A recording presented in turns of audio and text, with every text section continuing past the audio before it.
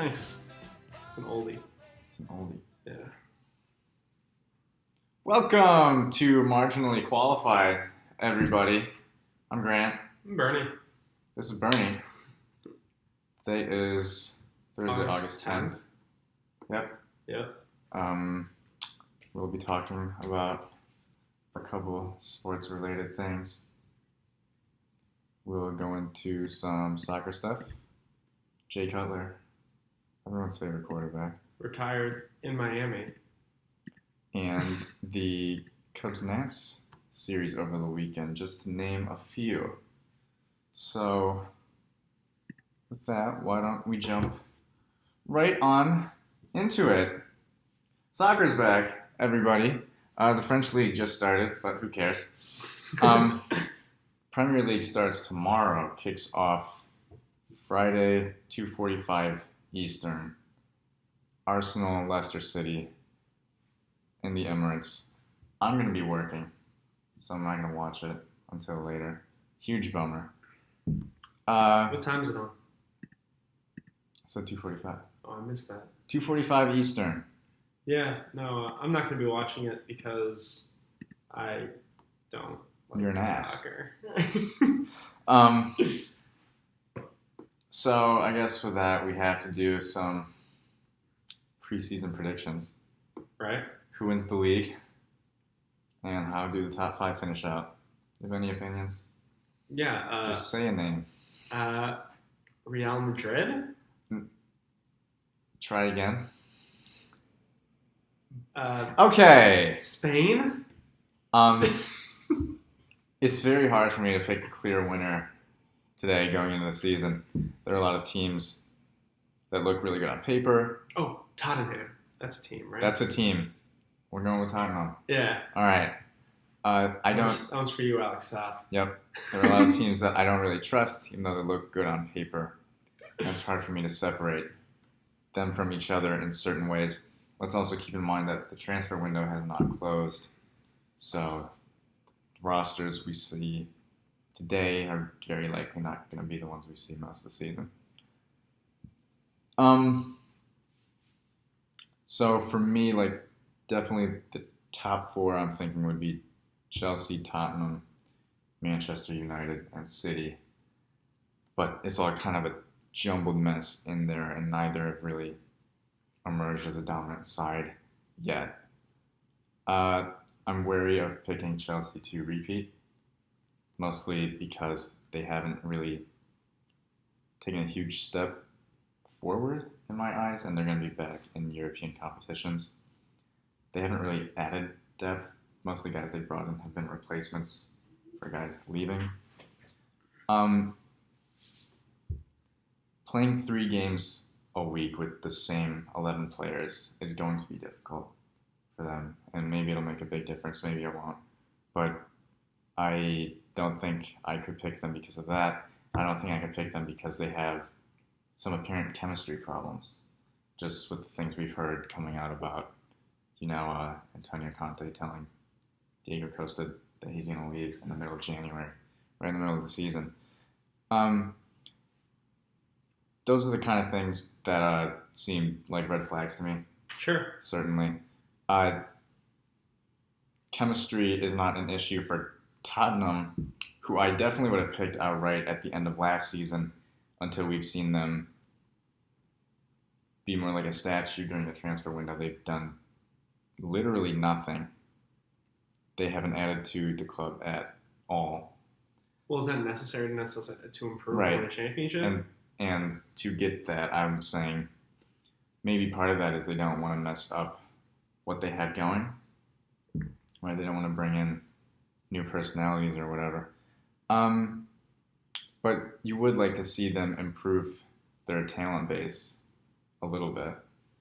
I mean, in general, you don't want to see your team just do nothing during the offseason. Right, that's always kind of concerning. You want to see some improvements. Players are just like fans. They get excited about new signings. New blood. New talent, yeah. It's not normally how you'd want your offseason to go. I'd like to see them make some kind of move. for the window closes, especially with Kieran Trippier's injury. Their defense is fantastic. They have guys that can finish a lot of goals. So as long as they perform in the big moments, I think I'd probably pick them to win. Marginally pick them to win. Just by a little bit. Yeah, as for Manchester United and Manchester City, they make strong cases for being the most talented team on paper, right? And they could finish as high as second. They could also finish pretty low, too. It really depends on how many of their new guys, especially for Manchester United, how many of their new guys figure it out early on, and how well the team can figure it out early on. If they can figure out what their best lineups are early on in the season, then I expect them to be pretty tough outs. I think head-to-head, probably Manchester United will have trouble with some of the other top teams. So that could put them For what reason? below. Just because of how they looked against the top teams last year. Okay. It was right, they play a style that they play very defensive, and that it works pretty well against lesser teams that can't punish you for little mistakes. Because when you're playing that style, there's not as much room for error. You're not going to create as much for yourself. You're banking on yourself being able to stop the other teams. Sure. And so if you make a mistake here or there and you let them score just an off chance goal, then you're kind of putting yourself behind the eight ball. Man City made a lot of changes. Spending money doesn't necessarily equate to winning. Well, money can fix everything. So. Yeah, but it's not a guarantee. Spend a bunch of money, you're not guaranteed to have success. They do, on paper, have the best second line depth, I'm thinking, and for that reason, they'll probably go furthest in the European competitions of any of the English leagues. Mourinho and Guardiola are entering their second season each, so supporters are going to be expecting some real results right now, and we'll see whether either of them can live up to it. So I guess if I had to pick a top five, I'd go Tottenham, Man City, Chelsea, United, and then Arsenal. In that order? Yes. So you're putting your favorite team, which is Arsenal, correct? As fifth. As fifth? Yeah. Not a lot of confidence? We'll talk about that in a sec. Yeah. I don't have much faith in Liverpool, personally. I think they might even be in danger of being leapfrogged by Everton. Ooh. Depending on... That doesn't sound good. That just doesn't sound good. It doesn't sound good. Depending on whether Coutinho stays or goes. They don't strike me as particularly threatening to the title. As for Arsenal, talk about Arsenal a little bit. Mm-hmm. So, Gunners win the Community Shield over Chelsea on Sunday. Okay. Should fans be optimistic about their chances going into the season? Was it a preseason game? It's a preseason game. Let's remember that this was a glorified exhibition. Okay. It's a glorified exhibition match, and we can't look too closely into it. That being said, I think this did mean more for Chelsea than it did for Arsenal going in. If we're just looking at how the lineups went, who had their better players on the field. So I was impressed with their performance. It looks like Arsenal's going to have some pretty decent depth and strength going through the season. For the newcomers, Lacazette, I think, will work pretty nicely with Sanchez and Ozil. He disappeared at times during this match when people couldn't get him the ball in the right spots. He doesn't necessarily have the explosiveness to do it himself. So that shouldn't be a problem with the Ozils and the Sanchez's of the world. Kolasinac was awesome. That guy's an animal. even before he scored the goal, the intensity and physicality is there for him.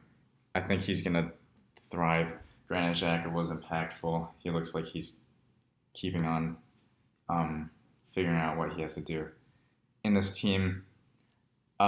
Just going off one game and one exhibition game, I think he might be better off next to a high-energy player like El Neni than next to Ramsey in the middle. So we'll see how they figure that out. I'm cautiously optimistic about the team. Guys showed some good things against the champions. 3 at the back system looks like it's working fairly well, as long as they can figure out who can play in those wing-back spots. We'll see if Wenger likes to stick with it. Again, though, this is a glorified exhibition, so you can't read too much into it. How much weight would you normally put on a preseason game? Oh, 0. 0. 0 weight on preseason games. Literally 0. Literally 0. Preseason games are just practices. They don't mean anything. I've become jaded to preseason games. Preseason games have burned me before, and I don't appreciate them. Yeah. I'm still not even convinced that Sanchez will stay. I'm not entirely sure that they should keep him if somebody gives them a good price. Maybe Barcelona will snatch him up with all that money they have now. Real quick before we talk about Barcelona, how do we feel about the ABBA penalty format? Come again? So normally soccer penalties one team goes, then the other team, and it just alternates. Right. And this is like a snake. They tried to do like a snake penalty shootout for the first time. Like ABBA. Like Arsenal shoots, then Chelsea shoots, then Chelsea shoots, then Arsenal shoots. Huh.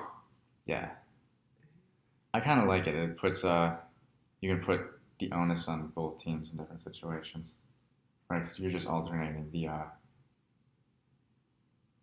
pressure is always on to match for one team.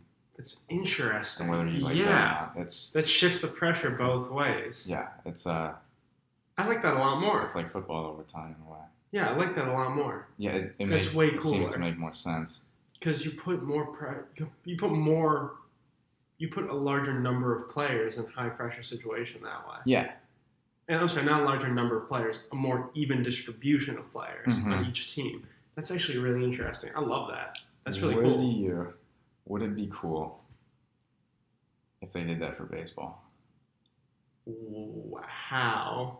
Like, top of the first, then I don't even know how they would do that.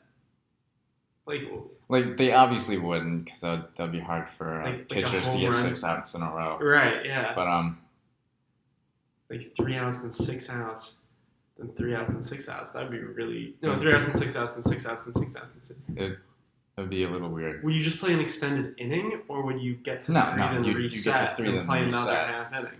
So obviously they wouldn't do that, but it's an interesting thing to think about. That strategically, that'd be so ridiculous. That'd be so much fun. And it probably wouldn't matter until the later innings, because you don't have to match until it's over. And the fatigue wouldn't be more impactful later in the game, because a pitcher, going into the 8th, who's already thrown 80 or 90 pitches, probably more. Probably 100 some pitches. Well, then instead of having to throw maybe 18 more if it's a really good pitcher, 30 more if it's a really bad pitcher. Yeah. Or maybe an average pitcher. I never keep good track of pitch counts. Anyway, the point is, you understand what I'm saying. Those extended periods would be much more difficult later in the game. That's actually a really interesting idea. There'd be a lot more switches in games. More players would get used. I like that. That's a good point. Maybe they should do that for extra innings. That'd be fun. I think that'd be fun. Because you do have to match after every inning. Right. Yeah. It's still the same. That would flip the pressure. Kind of takes away home field advantage. Because... A little bit. Yeah. Yeah. That's interesting. I like that idea. So moving on to Barcelona. Mm-hmm. Barcelona lost the N in the MSN, and arguably the most prolific front line in the history of the game needs to look for something new. Where does Barcelona go from here, from Neymar leaving? Obviously, they won't be as good when you lose that kind of talent. Even if you pick up 4 or 5 players, you can only play one of them in Neymar's vacancy at a time. But 220 million extra years is a pretty good problem to have. So they have the 220 million extra euros. Who's like the best player out there to come in and replace Neymar? Because they have the money to buy who they want, right? Supposedly, people are talking about them bringing in Antoine Griezmann from Atletico Madrid. Not sure if they would want to sell him. But I don't know if you can turn down a huge sum like that. I would hope, if I was Barcelona, I would hope that they use it spread out instead of in one place, because 220 for one player is still ridiculous. Various positions rather than go all in on one guy. Even though it's now precedented, it's pretty ridiculous. Neymar could have been the superstar face of this club going forward in the future. He was only 25. But most of their top guys are older. They're getting on the wrong side of 30. So maybe this sudden inflow will help spark them to put together that next group of superstars to bring up. There could be a silver lining for this. I know reports have been coming out about them going after Liverpool's Philippe Coutinho for quite a bit of money. So I think really their success this season is directly correlated with who they end up getting before the window closes. With that much money to spend, assuming they spend most or all of it. Right. Yeah. No, in soccer in general, because this is actually a question this is, kind of for me, but also for people who don't really watch. So in soccer, is it worth it to go all in on one player with a huge sum of money, or is it better to spread out across? Now, obviously, it's different for different situations, but comparatively, in football, you get one superstar. It's not going to make or break your team. You still need, other components to be good. In basketball, you get one superstar that completely shifts the dynamic of your team. Mm-hmm. So in soccer, what's the impact of one player coming in? The thing with soccer that basketball doesn't have as much is, I think, fit matters a lot more. Okay. Who you have, because you can't buy like a forward and decide you're going to play him on the back line because you need help on the back line. Right, in basketball, if you buy like a wing player, you can just play with bigger guys. Okay. Right. So as for the superstar question, it's the thing we talked about like the other time a couple of weeks ago. You can have like depth players and a lot of good role players going forward, but at the end of the day, there are only 11 on the field. So as much value as you can get in one guy, that's what's most important. I think that's probably a bit of a cop-out answer. I think I understand it. It's kind of along the lines of, it's not about getting the best player, it's about getting the right player. And it's about getting the best value. Okay. Yeah, so if you can get the best player at the best price, then that's what you would do. Okay. But I wouldn't spend ridiculous amounts of money for one player if they're not going to have the same impact that 4 or 5 could. Sure. If that makes sense. Yeah, it makes perfect sense. I guess the question people have been asking is whether Barcelona has another Champions League title in this group. As it stands right now, my gut tells me no. This team has not been the same since the Guardiola days. That's been long gone. But they don't even really resemble the team that won the treble 2 or 3 years ago.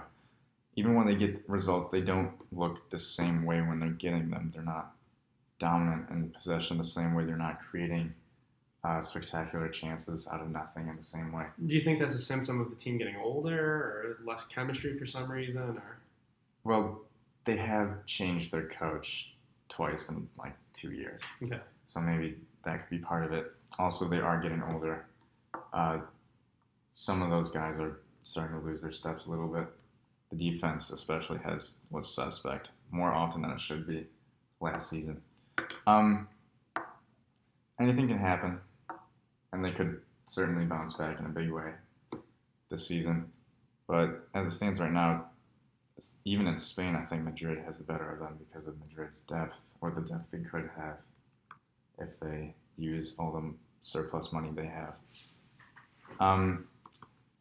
Maybe the spending will seriously change that. And again, I go back to it really all depends on what they do with it before August ends. Sure. Yeah. So why don't we take a break and we'll be right back. Hey, Grant. Hey, Bernie. When you retire, where do you think you're going to move? When I retire? When you retire. I don't have a job yet. Right, but you're going to get a job, and then you're going to be in the job, and then you're going to get old, and then you're going to retire. So where do you think you want to retire?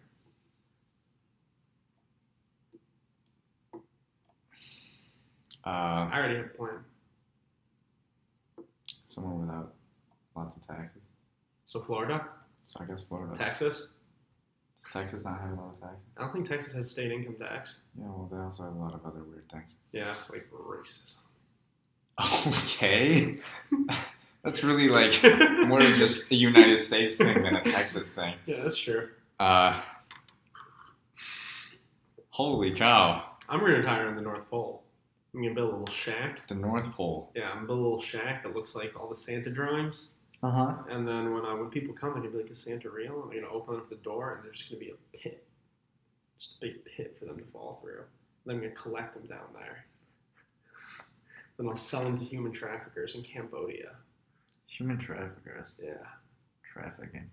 Did you see that former Mexican soccer player, Rafa Marquez, I think was that one, is being indicted on drug trafficking charges? Actually? Yeah, that's crazy. It's I don't want to say it's funny, but it's like kind of funny. That's wild. It is crazy. Did you see Zach Randolph get arrested for marijuana possession? No. Yeah. Where?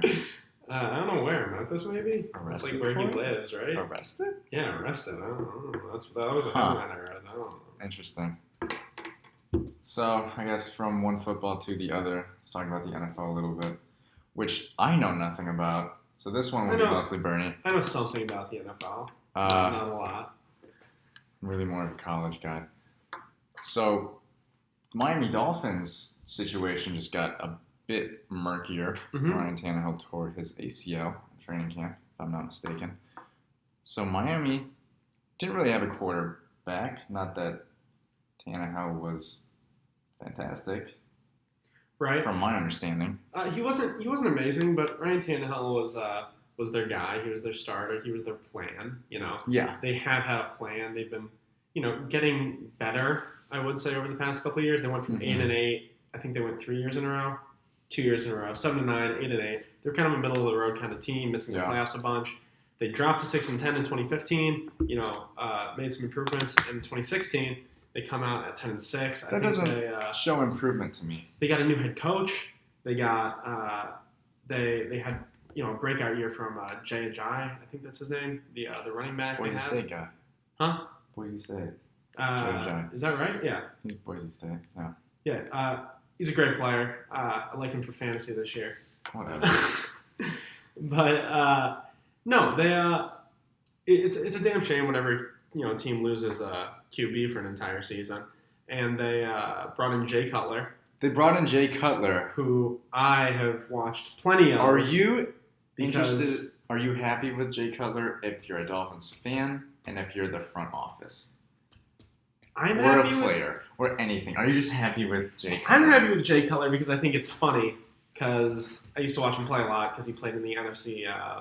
NFC North. I'm blank on the direction. NFC North, right, with my beloved Detroit Lions. So, Jay Cutler is an underrated QB. I'm going to say that. I like him. I always like him. He's always had the arm strength. People always say he doesn't try hard. I think that's... Well, he got a bad rep for that one game. Right. I don't think that's like a consistent issue. Stephen A. came out this week and said Jay Cutler's just doing this for the money, which might be true. But on the same token, $10 million is a lot. but the $10 million contract he signed for 1 year is going to be the third lowest salary in the NFL for any QB that isn't on a rookie contract. I thought Jay Cutler was always pretty decent. He's not a dynamic game changer anymore, but he's definitely passable. When he was in Chicago playing against Matthew Stafford, at that point in Stafford's career, I was of the opinion that Cutler was better. Everyone's like, oh, Matthew Stafford's great. Except he hadn't ever won against like a playoff team. Like ever. So Cutler Stafford has improved. He has improved. Stafford. But at the time, Cutler was able to win games. And that's probably what matters most. Right. So I like Cutler. I also like Cutler because he's going to fit into this scheme really easily. It's the offensive coordinator. I don't remember. I'm blanking on this. Should have looked this up beforehand. I can find that. He's very familiar with one of the coaches. He's already played in one of their schemes in the past. I can't remember exactly who it is, but there's a connection there. Clyde Christensen? Is that the OC? Yeah. Yeah. And I think Cutler has had some form of connection with him in the past. I can't believe I'm blanking on it. I read about it earlier. Point is, he's going to fit right into the system. He already knows what to do. Mm-hmm. They've got a good I'd say they have a good trio in Jarvis Landry, Jay Cutler, and Jay Ajayi, offensively. I don't think this is necessarily going to be a down year. I think this is still going to be a pretty good year for the Dolphins. What's their record? Last year? No, this year. Football hasn't started, so I guess 0-0. What's their record gonna be? Oh, what's their record gonna be? Yes. Sorry, pardon me. I'm gonna say they won 10-6. I'm gonna say without their starting QB, they're gonna lose just one win. I'm gonna say they're gonna go to 9-7 and make the wild card spot in the AFC. Really? Once again. Okay. I like to see the Dolphins. Dolphins are a fun team. I just kind of like. How about Colin Kaepernick? Why not Colin Kaepernick? Why not Colin Kaepernick? In this situation, I feel like Jay Cutler works better. It's going to be a more seamless transition. I think Cutler is more similar to Tannehill than Kaepernick is. Sure. And I think that Cutler was very attractive again because he's already familiar with the system they're running in Miami. Yeah. Now, why not Kaepernick for any team? I don't really know. I'd like to say first that we are not particularly for or against Colin Kaepernick. Right. As a passer, he seemed mediocre, not very good. Right. The last couple years. And people always bring up his passer rating and the fact that he's won a Super Bowl, but he's gone through coaching changes. The NFL has gone through a general system change. Kaepernick's style is he's kind of a system guy. Yeah. Now, don't misunderstand me. Colin Kaepernick is better than many of the QBs who received contracts this offseason. Absolutely, undoubtedly. It's and ridiculous he hasn't. The protest. Right. It's ridiculous he hasn't been signed. Anyone that says it's not because of the protest is lying. I'm not an NFL GM, but I could not care less about his protesting as it affects my team at this point in the season. If I'm like a GM sitting up in the front office, if he's gonna win games, then there's no reason why you shouldn't be taking him. Let's not sit up here and pretend that he's like a superstar, right? Or he's not. But he's good, because if he was good, he would have. If he was very good, he would be on the team. Yeah. If he was good, he'd probably be on the team. I think he's okay. He's okay. I think he's a fine QB. Yeah. I think that again, I said this a minute ago, I think the worst QBs have gotten contracts this offseason, and it's ridiculous that he hasn't. People don't like the fact that he's protesting. People don't like the fact that he's causing a ruckus. Well, it's not. And it's not really it's him not always so much. People, it's the owners. Right. And the owners, as a group, are not on board with this kind of stuff the way other leagues are. What do you mean by that? What do you mean the way other leagues are? I'm just kind of curious. If players were protesting in the NBA, I think the NBA would jump on board with them. That's interesting. Right. If certainly I don't think they would be totally shut out and ostracized the way Kaepernick is. It's very interesting. That's I feel like the NBA just treats their players better in general. Well, they the NFL just sucks. They do more things for injury concerns, and they do more for player benefit. Like, the obvious thing that comes to mind is profit distribution. And part of the way the NFL owners operate is they don't. I don't know if I'm going to go there, but they don't target certain demographics. They don't try to cater to certain demographics because they don't need to. Sure. Right? They're the biggest sport in America. And it's not even close. It's not even close. Yeah. Yeah. So along the lines of quarterbacks, where are... Oh, wait, real quick, though, just to summarize. Yeah. Kaepernick should have a job, shouldn't be a starting job. If it is a starting job, it should be on a desperate team. That's my opinion. I think he should be a backup. He should be a very good backup. Yeah, it's like we were talking about Stephon Marbury last week. Right. And that's a very good point. Everybody's saying Colin Kaepernick has proven that he is like a superstar because he took... And he did have pretty good stats. I mean, he had stats last season. If you look at him, he had a good pass rating and stuff. But he was the quarterback on a very good team years removed from now. Right. And when he was the quarterback in a very good team, he looked like a superstar. Yeah. Last year, he still put up okay numbers. He just didn't look like a superstar, and he certainly didn't win games. But you could blame that on other things. He didn't even really look good. He looked okay. Yeah. I feel like Colin Kaepernick is one of those situations where you need to watch a game and then look at the stats. Because watching him play, he's not as sharp as other QBs. Now, there were all these reports. Some people reporting that Colin Kaepernick got offers and turned them down because he wanted more money. His camp came out and refuted that. So I really have no clue what that happened. Yeah. People citing that as fact really shouldn't be citing that as factual because that's just kind of a murky situation. I really have no idea. I can't imagine he would turn down a job.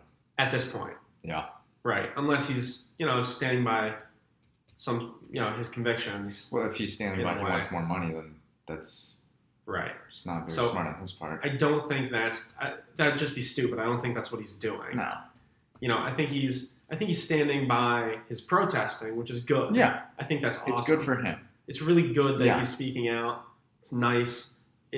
It's always interesting when players get involved in, these political activist type of things. So he should have a job. In short, he should have a job in the NFL playing quarterback. I can't think of a team that would really take him at this point because a lot of the QB needs that I think maybe we should say he shouldn't not have a job because of protests. Right. Yeah. I agree with that.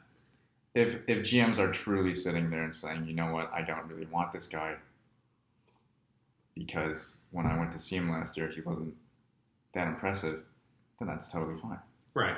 Right. But if a GM is sitting there and saying, this guy's protesting, I don't want him on my team, that's okay. That's really not okay. Yeah, that's not okay. No. You know what else isn't okay?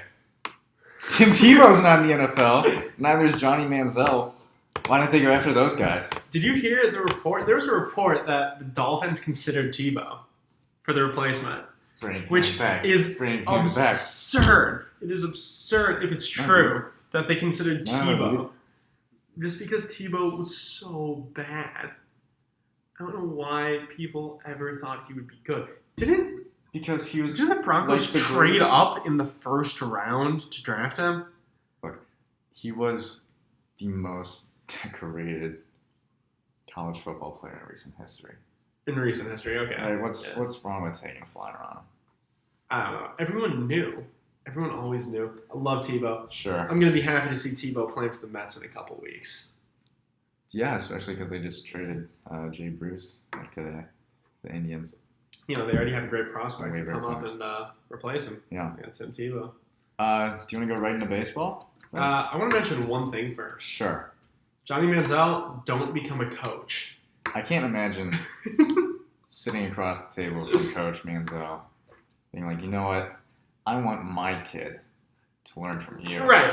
Yeah. I want my kid to go to the university or high school that you are coaching at. Like, I would never say that. I would imagine him taking kids to go snort cocaine or something and being okay with that.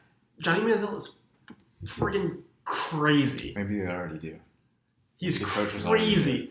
He should never be anywhere near impressionable children, and he should never coach at a professional level because he's not good. You don't know if he's good at coaching. Why don't we take a quick break before we move on to baseball? Hey, Grant. Hey, Bernie. There's been a lot of bugs out this summer. Got all these mosquito bites. Do you really? I haven't gotten many mosquito bites lately. Oh my god, I've been dying. Well, I just haven't gone out at night that much. Oh my god, it's awful. I've got like 6 or 7 bites on each of my ankles We now. We got our place sprayed for mosquitoes. I don't know how they did it, but there's no mosquitoes. I live in the middle of the woods. Oh yeah. So if I want to sit out on my deck, we'll just spray the woods. It's hard to just spray the woods. There's so many bugs. There's mosquitoes. There's beetles. There's gnats. Speaking of gnats, that wasn't deliberate. The Gnats and the Cubs. Nothing is set in stone with the Brewers on the rebound we were talking about. Right. Cubs and Gnats being playoff preview. But Brewers looking like they're back in it. As of now, Cubs and Nationals are on a collision course for the NLCS. They had a 3-game series this weekend. What did we learn about this matchup? Well, I think it's best to kind of look at these teams, not really just based on this Nationals Cubs matchup. Mm-hmm. No, the Nationals did come away with 2 wins, and I think that if the Nationals and the Cubs played a playoff series, the Nationals would win. You think so? Yeah, I do. I think the Cubs have been streaky recently, and streaky teams don't win in the playoffs. Cubs won something like, just looking at this, it looks like, they lost 3 games in this 12-game stretch, and then they turned around and they've lost 6 out of their last 8. So that's not a healthy team. It's a team that's hot and cold and hot and cold, and I just hate teams like that. I don't think those teams can make an impact in the postseason. Yeah. And on top of that, the Nationals just look good, I think. They do look good. If you look at their numbers, and I like numbers a lot. Yeah. I like numbers a lot too. Yeah. In terms of this matchup specifically, I guess before I say anything, I'm going to be fair. I only watched Sunday's game. I was intending on watching maybe one more, but I didn't watch any of the games. I just looked at the stats. Let's not read into things too much. Right. Baseball teams in August do not look as they do in October. I don't want to say they're not trying as hard, but both based on personnel and form. The Nationals have a few of their regular position guys out, but most importantly with the pitching situation, the Nats' top 3 guys didn't play. Only John Lester of the Cubs' top 3 guys played, partly because of injuries, paternity leave, and also in the regular season the rotation is longer. Right. So sometimes you get other pitchers you're not going to see. They missed Scherzer and Gonzalez, and the Cubs also don't have Addison Russell back yet. We did see, though, and a lot of this is just speculation, right? But speculation for how this series will turn out. We did see, though, that Washington's offense is powerful and they are deep. Yeah. Oh, my God. We've known this for a while, but the Sunday night comeback really showcased it, down 4-1, going into the 7th inning, and they end up winning 9-4. Yeah, that's because the middle of that lineup swing. Is stacked. They got Bryce, Ryan Zimmerman, Anthony Rendon is having a MVP caliber season. His WAR is up to 5 or 6 or something ridiculous. It's like 4.1 or something. Murphy. It's huge. Trey Turner's not playing. Jason Worth isn't playing. Adam Eaton isn't playing. Michael Taylor isn't playing. When those guys come back, holy cow, this team is loaded with dudes that can hit a baseball. Yeah, I'm just looking at this. And that bodes well. I'm looking at this roster. For the playoffs. I'm looking at this roster. They have 4, 5, 6 guys who play regularly that are hitting above 300, which is just a ridiculous mark. You do not want to face this team. You don't want to face teams in the playoffs that have this offensive firepower. Now, the Cubs have a pretty good rotation going for them, right? They have, blanking on names. But the Cubs have a pretty good rotation for them. Yeah, you don't want to go 3 through 7 and find everybody on the team can hit for contact and hit for power. Right, exactly. Right. It's just That's scary. It's too dangerous. Yeah. You know, people say eventually they're going to get you.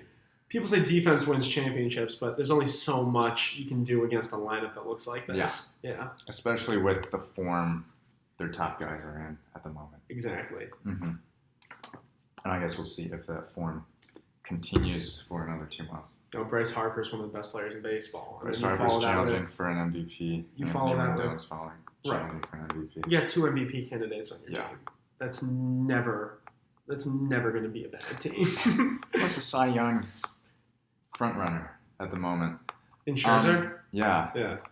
We also saw that all of a sudden Washington's bullpen might be better than Chicago's.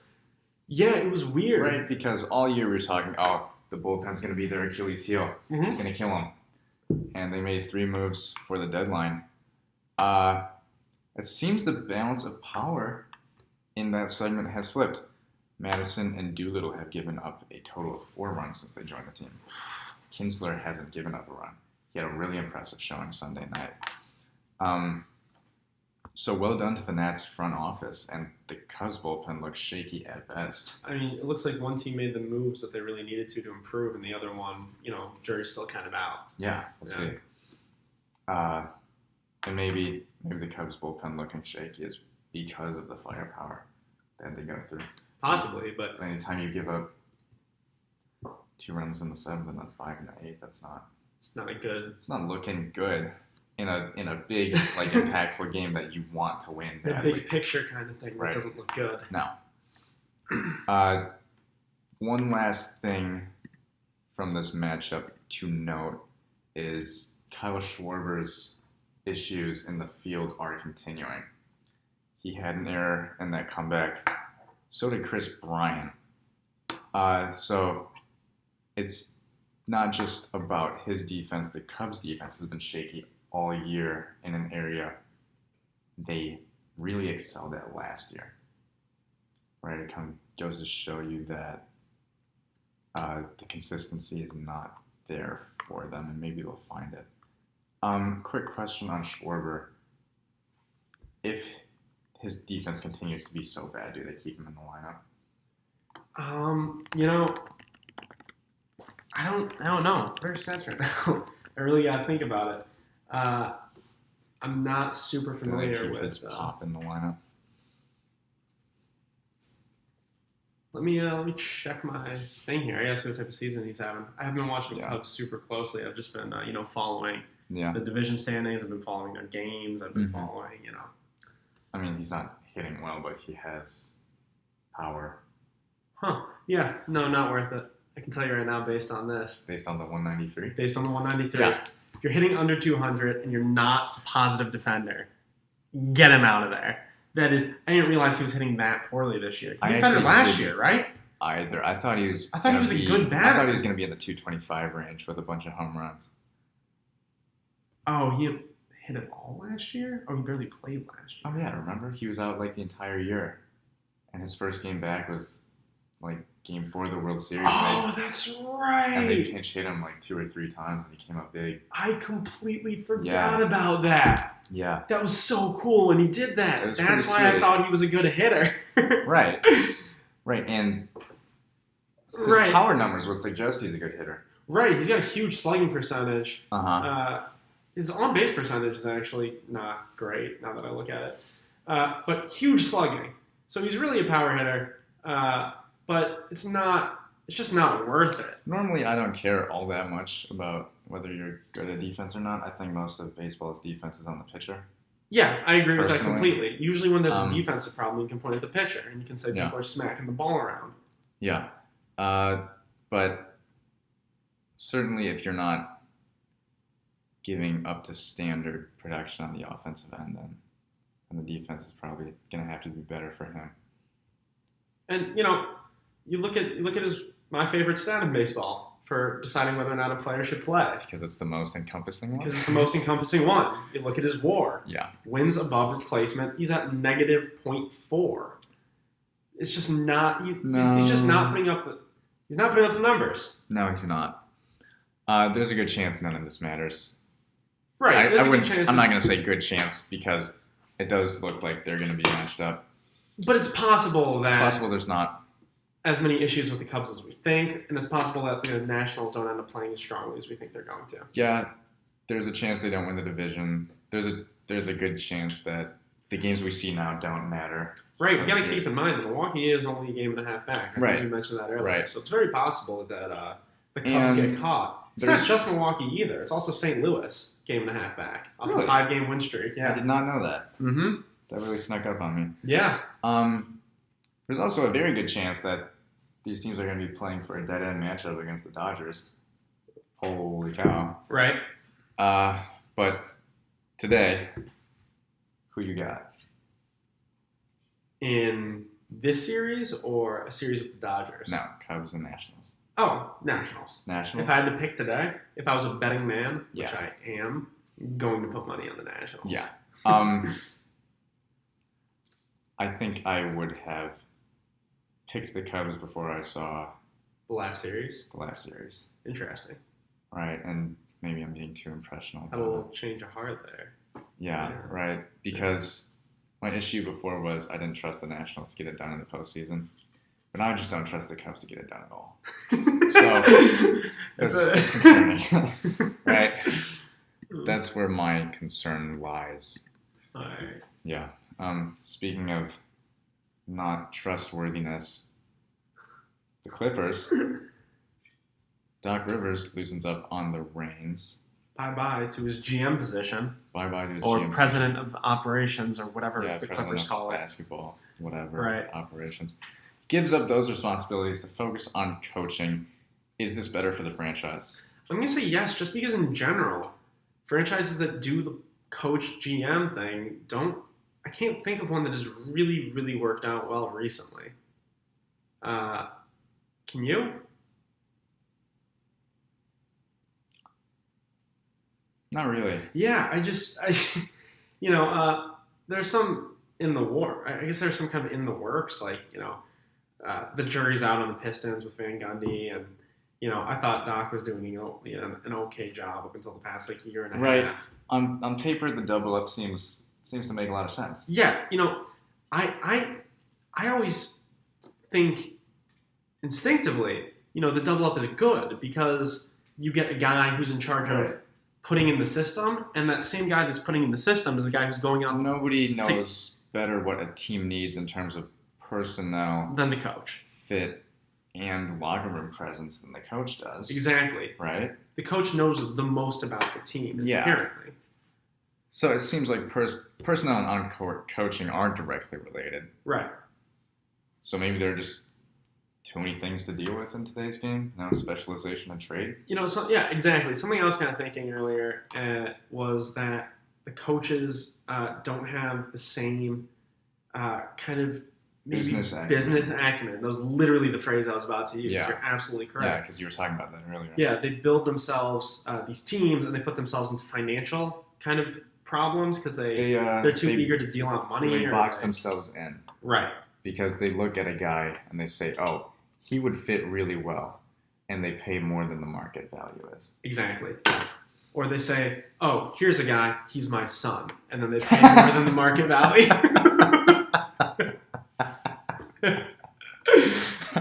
Oh, too much. Another thing we were talking about is what's interesting is that college head coaches are like the GMs as well. Yeah. Right? They go out and they get their staff and they go out and they get their players.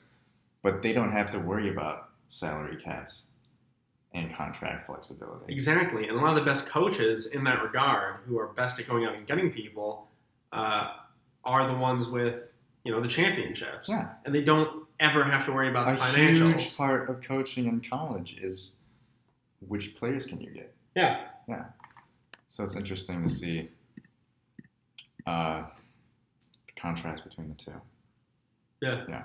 Hopefully this will work out for the Clippers. Guess we're going to have to wait and find out. Why don't we take a quick break before we finish on up? Yeah? Yeah. Yeah.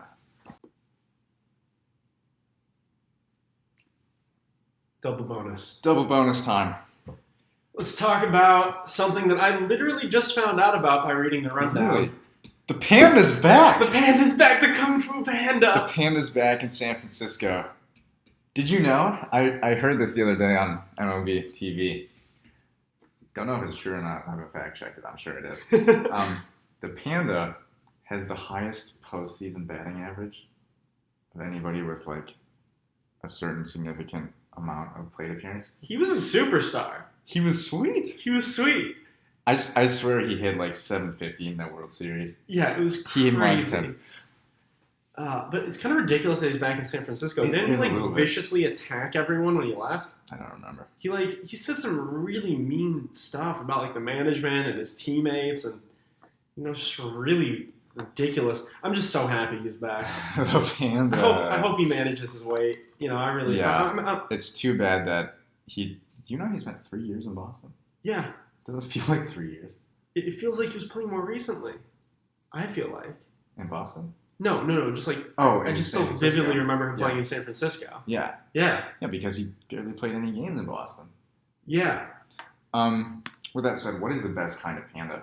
I'm gonna say the red panda. It's like a raccoon. It's tiny. It's adorable, and it plays Shifu in Kung Fu Panda, which is my favorite. Dustin Johnson. That's his name, right? Favorite. Yeah, it's my Dustin favorite Johnson. character in the Kung Fu Panda franchise. He's very, very funny. Besides Mantis. I'm gonna go with the trash panda. The trash panda? Or American raccoon. Oh, right. Of Obviously. course. I like the circles around the eyes. They're so cute. So cute. They're so cute. Moving on. Nike is releasing NBA uniforms. Your logo's on the Cavs one. Flagstar Bank is on Pistons one. Mm-hmm. The era of endorsing on NBA uniforms has begun. Yeah, and you know what? I don't think it's really a bad thing or a good thing. You look at the jerseys, and they're not doing what like European teams do in like basketball and soccer leagues, where it's a cross and there's like 3 extra ones. Uh-huh. As long as the NBA keeps it classy, maybe like a patch. I'm perfectly fine with it. If they make more money to make their product better, then who am I to complain? Right, exactly. Yeah. As long as they don't, really go crazy with it. Right. I don't want to see players running around out there like they're NASCAR cars. That'd be awful. No, that would suck. You know what else is awful? The Pacers uniform. Oh, gross. These uniforms have been so hit or miss. They've been either... All my reactions have been like, did they change it? And then the other reaction is like, oh God. Like, I swear to God, the Timberwolves uniforms? Oh my God, who designed those? I haven't seen one that I really liked yet. I think they gave like a toddler a color palette and it ate the green crayon and then just scribbled around with the blue and the white ones.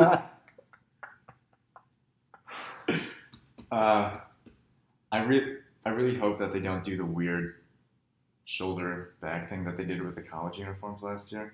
Oh, that was kind of weird. Came in like almost to the middle of your back. They came in past like the joint. They came in past the shoulder blade almost. Yeah. It was weird.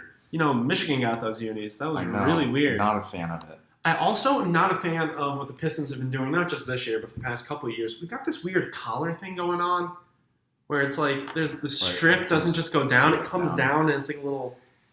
I don't... What are you doing? Just wear a normal... There's nothing wrong with that. Also, maybe, I like the Pistons jersey. Let me get on a soapbox for a minute. I like the Pistons jersey as much as the next guy, but like maybe change it up like a little. Like I understand tradition, just like a little bit. I think you said we've had the same uniforms for 10 years. Yeah, 10 years. Since just they won that championship, it has not changed. Just I don't think the fonts even changed. Wearing the same uniform isn't going to win you another championship. Also, the mandate is there are no more home and away designated uniforms. I love that. So home teams don't have to wear white anymore. And the NHL did this about 15 years ago. Mm-hmm. Super popular. You don't want to see your team wearing white all the time. No, white uniforms are boring. Yeah. Unless you do something like really cool with them. No. And the reason that the NHL did it in the first place, maybe the NBA did too, is fans coming to the game would get to see a bigger variety than always seeing a white team come in. But I think I'd rather see my home team in their best set. Yeah, and something that's always been fun for college fans, specifically us because we're Michigan fans, I loved going in and seeing Michigan over the past couple of years wear their yellow alternates. It's so much fun. Well, they're way better. Wearing white, wearing yellow, they never wear blue at home, but you get the point. Mixing it up, it's a lot of fun. It's great for the fans. Speaking of mixing it up, Sidney Crosby's 30 now. Can we still call him the Kid? Is that still his nickname? I mean, you can't really drop a nickname, right? You can't. I guess they still call him Kid Rock. He's not Man Rock. Right, he's not Man. He might be Governor Rock in a couple of years. What a guy.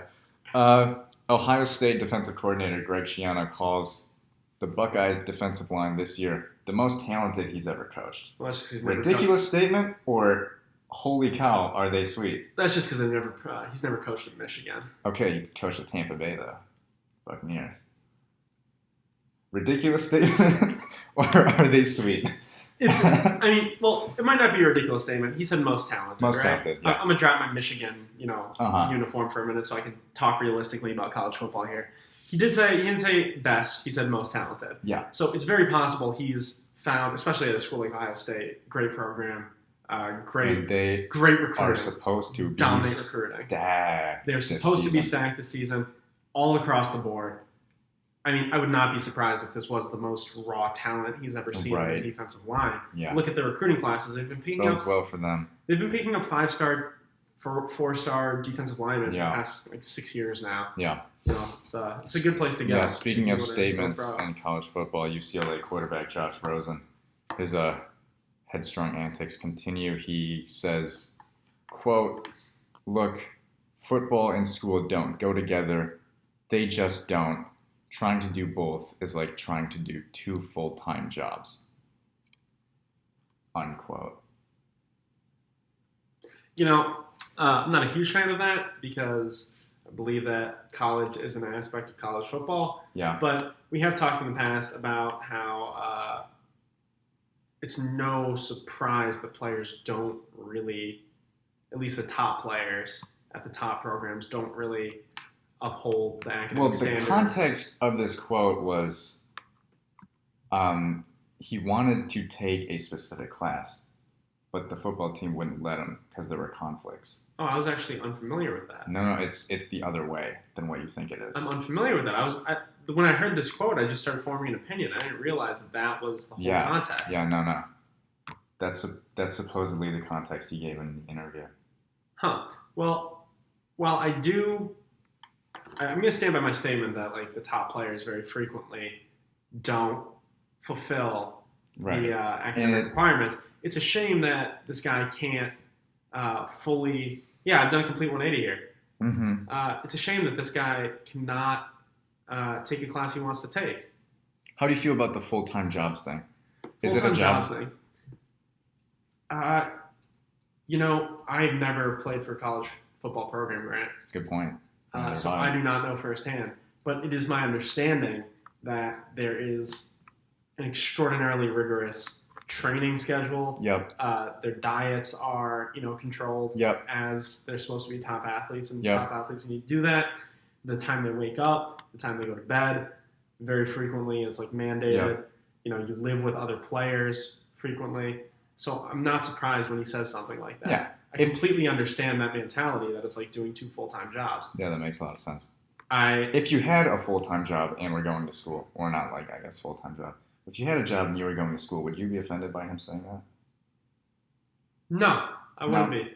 I feel like that's just as much of a time commitment as any feasible job someone should be doing and also going to school. I'm 100% sure, 99% sure that if I was in a situation where I was a D1 athlete and I was a very good one and the coaches actually gave a shit about me following their rules and such, I wouldn't be able to pursue the academic program I am right now. I feel so overwhelmed with work already. I can't even imagine playing football at the level that these people do. Yeah. What they do is incredible to me. So very impressive. I know I've kind of done a complete 180 now that I know the context of this quote, but it's damn shame that this guy can't take the class he wants to take. Yeah, he wants to. He says he wants to graduate in 3 years with a business MBA. That's a good goal. It's admirable. And then he also says he wants to rule the world afterward. Well, less admirable, but you know. Yep. Moving on to ruling the world. Best performance. We have 4 options. The Cubs and D-backs had a bullpen dance off during a rain delay. That was pretty funny. Yeah, that was funny. Second option, Justin Gatlin beats Usain Bolt in the final race between the 2 rivals. Third, the Dodgers set a Major League Baseball record, a 50-game stretch, by winning 47 of them.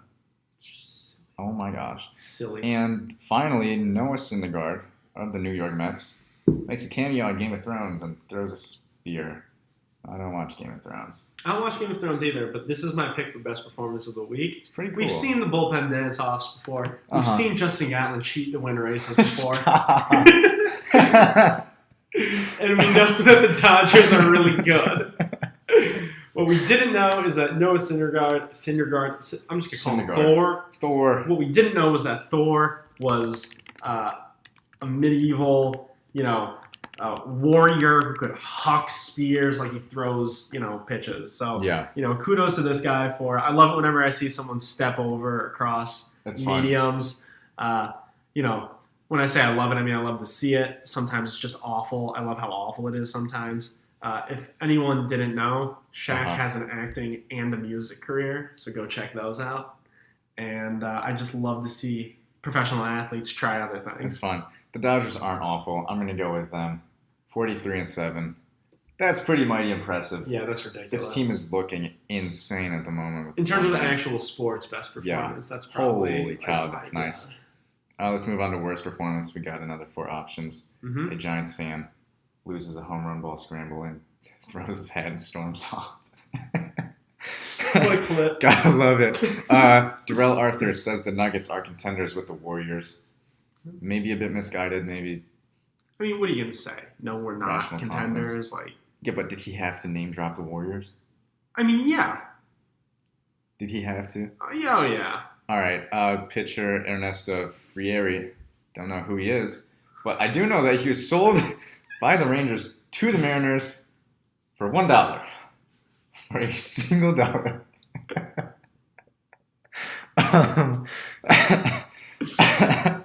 And finally, a Sports Illustrated article this week. No, why don't you pick yours and I'm going to pick that one. Then I'll explain it. Okay. I think his is the worst we've ever had. It might be. In our time doing this. Yeah. But mine of the week is Ernesto Ferreri. I don't know his last name. Fieri. Anyway, point is, you work hard to find self-worth. To find self-worth and self-respect, you want to believe that you're valued by your peers and the organization you work for. And it's very rarely that in someone's normal job, you get to figure out exactly what your value is to the organization. Ernesto figured out that his value is $1. His value is less than what I can make if I threw on a potato sack and sat on a street and begged for money. You gotta feel for this guy. This is ridiculous. Hilarious. It's so funny. It is just... Mine for the week, as funny as that was, is Sports Illustrated has been doing a study for a couple of years. They released an article this week. The median number of health violations in Major League Baseball ballparks is 58. That's the middle number. Health violations from official health departments. Median means that's the number in the middle when you line them all up. So that's the middle. Yes. That is ridiculous to me. That is so crazy. I think the highest one was like 230 something. That is... Let me see if I can find it. But, oh my God. I'm trying to find the numbers. That is not... It's just not okay. That doesn't make me feel very good. No, it doesn't. I don't know if I can go to Tigers games anymore. About going to a baseball game and eating their food. Yeah, it is not... Actually, Comerica Park, they couldn't find the numbers on, so that could be anything. That makes me so happy. That means I'm going to be blissfully unaware. Apparently, for all you Seattle Mariners fans, your stadium is super clean. Safeco's the best. Safeco's the best. The worst, we're just going to go to the worst here. Yeah, we are. Is the Tampa Bay Rays with 241 health violations. And 105 of something they call a critical violation. Which is frightening, to say the least. Oh, my God. Oakland's down there, which isn't surprising. Down there. You got Baltimore, Los Angeles. Oh, my God. We're going to look up the two most... So funny. We're going to look at the two most famous, teams, the biggest rivalry in MLB. See who wins this one. Yankee comes in at 21. Comes in at 21 with 57 violations and 24 critical violations. And it looks like Fenway is... Fenway's high. Where's Fenway at? They are way better. Let's just leave it at that. I feel like top 3. Number 2. Wow, only 2 Number critical 2 violations. safest is Fenway Park. I just want to salute the Seattle Mariners. Thank you. They had 5 health citations and 1 critical violation. Their 5 is 25 citations better than the second place team. That is ridiculous. So if you're a Mariner fan, I want you to go to a game, go into the bathroom, and lick the floor because it's clean. And if you're a Rays fan, you probably shouldn't buy any food. Right. Or go to games because, it's the Rays. They're in contention for a wild card spot. Because the Rays. Come on. The Rays. They're not even the most popular team in Florida. Like the Rays. Come on. Who's the most popular team in Florida?